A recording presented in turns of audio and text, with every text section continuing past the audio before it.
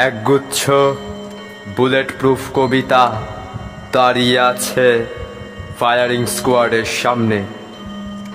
একগুচ্ছ bullet proof কবিতা জামার বোতাম খুলে বুক চিতিয়ে দাঁড়িয়ে রয়েছে। একটা পাখির রক্তাক্ত ঠোঁট বিরাট ধাতব ঘড়ির কাঁটা কামড়ে ঝুলে আছে। হাড় বনে বিদ্ধ তিমিরা উল্টো চোখে এই দৃশ্য দেখছে। তারারা দেখছে রক্ত মাখা সমুদ্রে তাদের কবেকার পাঠানো আলোকে স্তম্ভিত মিশে যেতে।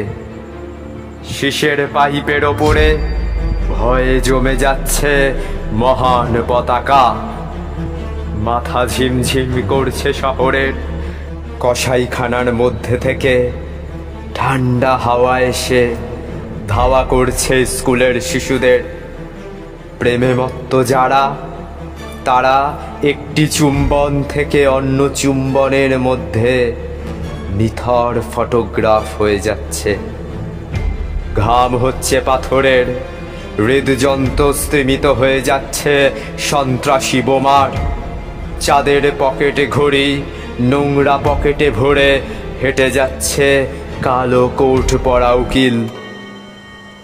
মানুষের অনেক আগে পাখি ও প্রজাপতিরা চাঁদে গিয়েছিল বলে এইমাত্র খবর এলো। এইমাত্র জানা গেল যে প্রত্যেকটি মেরুতে শুরু হয়েছে বিধ্বংসী গলন। নোবেল প্রাইজ পাওয়া ৭১ জন বিজ্ঞানী বলেছেন, মানুষ মৃত্যুর পরে আর টিভি দেখে না।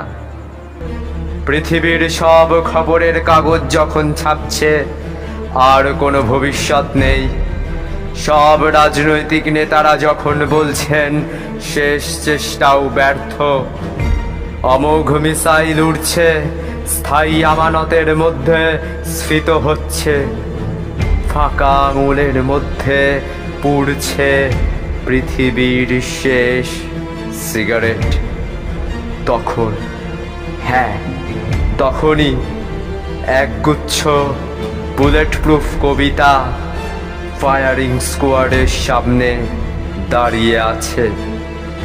একগুচ্ছ বুলেট প্রুফ কবিতা জামার বোতাম খুলে বুক চিতিয়ে দাঁড়িয়ে রয়েছে।